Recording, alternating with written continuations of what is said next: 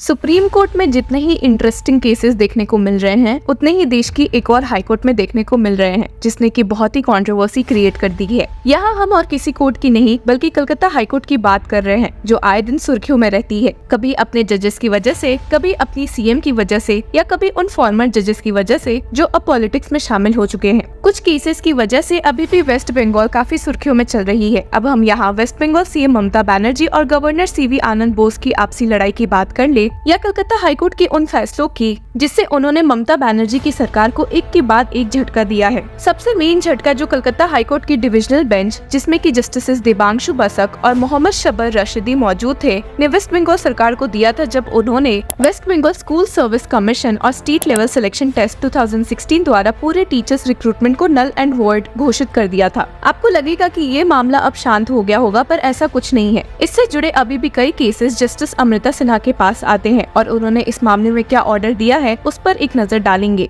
और ये भी देखेंगे कि आखिर इस मामले में सीजेआई डीवाई चंद्रचूड़ ने भी क्या कहा है। इसी के साथ हम ये भी देखेंगे कि बीजेपी लीडर शुवेंदु अधिकारी से जुड़े मामले में कलकत्ता हाईकोर्ट ने क्या ऑर्डर पास किए हैं। पहले बात करते हैं कि सीजेआई डीवाई चंद्रचूड़ ने आखिर कलकत्ता हाईकोर्ट से जुड़े किस मामले में अपना ऑर्डर पास किया है। तो जैसा कि आपको ध्यान होगा कि जब कलकत्ता हाईकोर्ट ने सारे टीचर्स रिक्रूटमेंट प्रोसेस को कैंसिल कर दिया था, तो वेस्ट बंगाल सरकार ने इस ऑर्डर को चैलेंज करते हुए सुप्रीम कोर्ट का रुख किया था, जिन्होंने बाद में इस ऑर्डर पर एक स्टे लगा दिया था। और जब इस केस की हियरिंग वापस से हुई, तो सीजेआई डीवाई चंद्रचूड़ की बेंच, जिसमें की जस्टिस जेबी पर्दीवाला और मनोज मिश्रा शामिल थे, ये देखकर काफी चौंक गए कि भला इस केस में अभी तक रिस्पोंडेंट्स ने अफिडेविट कैसे फाइल नहीं किया है। आपको बता दें कि सुप्रीम कोर्ट बेंच के सामने इस मामले से जुड़े 33 प्लीज लिस्टेड है, और इन केसेस में, जिसमें कि वेस्ट बंगाल स्टेट गवर्नमेंट भी एक रिस्पोंडेंट है, उन्होंने भी अभी तक कोई भी काउंटर रिप्लाई नहीं फाइल किया है। थोड़ा नाराज दिखते हुए सीजेआई डीवाई चंद्रचूड़ ने कहा भी कि ऐसे भला हो कैसे सकता है, पर जिसके बाद उन्होंने इस केस में सारे पार्टीज को एक लास्ट चांस देते हुए स्टेट किया, alright, we will give them one opportunity. No counter affidavit filed till date. In the event that any of the respondents seek to file, they shall file on or before 2 weeks. If no counter affidavit is filed, then the right to file counter stands closed. जिसके साथ ही CJI D Y Chandrachud ने अब इस मामले को 3 हफ्तों के बाद के लिए लिस्ट किया है। इस ऑर्डर के अलावा सीजेआई ने 4 लॉयर्स को एज नोडल काउंसिल अपॉइंट किया है, asking them to file a common compilation in electronic form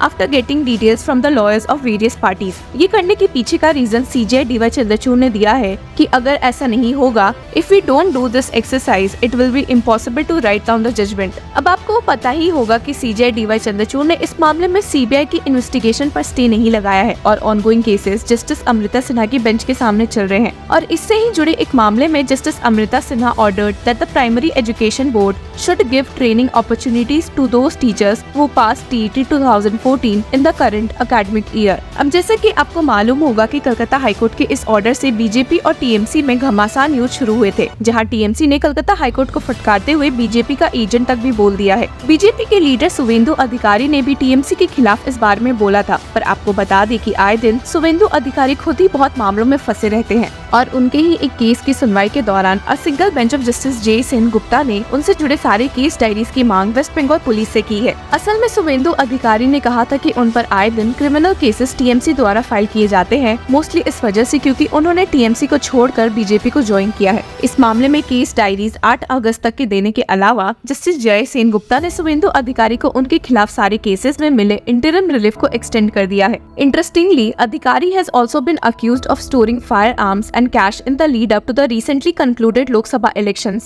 In his residential office, the police investigation into the same had also earlier been stayed by a single bench of Justice Amrita Sinha. इसके अलावा आपको बता दें कि एक और recruitment process का मामला कलकत्ता हाईकोर्ट में पिछले 7 सालों से चल रहा है, और जिसमें अब जाकर बेंच ने अपना फैसला अर्जन कर दिया है। जी हाँ, आपने सही सुना। There were allegations of irregularities in the recruitment process of upper primary schools in the state. This case has been going on in Calcutta High Court for 7 years. This time there was an allegation that there was corruption in the OMR sheet, answer sheet of the recruitment process of the recruitment test. एक party के lawyer Niladri दास के according, who was accused of corruption in the OMR evaluation of classes 9, 10, 11, 12 of SSC, was assigned the task of evaluating the OMR sheets for that recruitment, जो कि CBI द्वारा arrest भी किए जा चुके थे। हालांकि SSC ने इस पूरे मामले को रिजेक्ट कर दिया है और पिटिशनर्स की क्लेम को झूठा करार दिया है। फाइनली इस मामले की हियरिंग खत्म हुई है एक division bench of justices Tapabrata Chakraborty और पार्थ सारथी चट्टोपाध्याय के सामने, एंड वो adjourn the announcement of the verdict.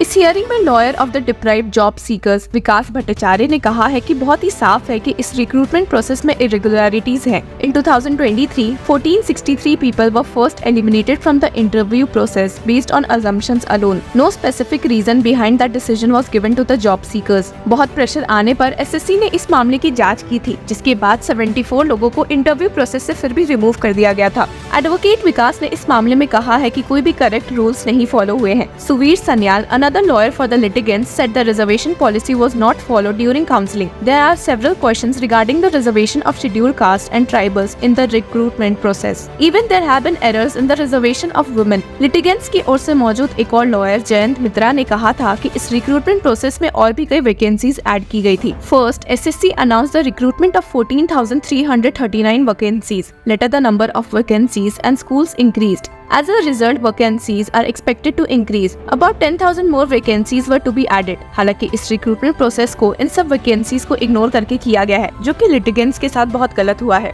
Another lawyer of the litigants, Firdaus Shamim, claimed in the court with an additional affidavit that there is a risk of corruption in the OMR sheet of this examination.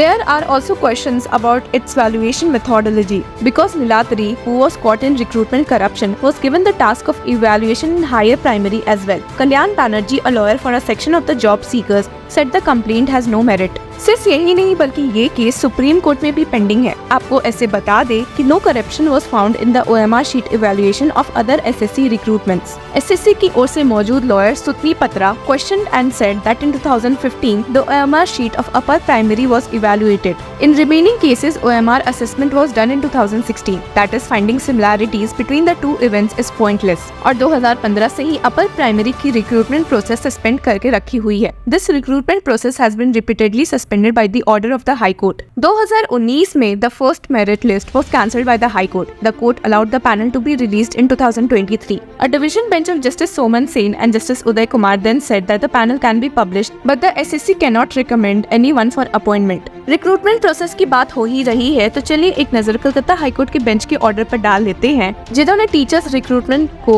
Null and void घोषित किया था। Judgement सुनाते हुए justice Devanshu Basak ने कहा था कि the annulment of the SLST 2016 selection process is crucial in maintaining fairness and transparency in public appointments. The court's ruling underscores the necessity for a new beginning and a reaffirmed dedication to merit-based selection within the education domain. अब देखते हैं कि आने वाले दिन में courts इस मामले में और कौन से ऑर्डर सुना सकते हैं। Till then, keep following law check.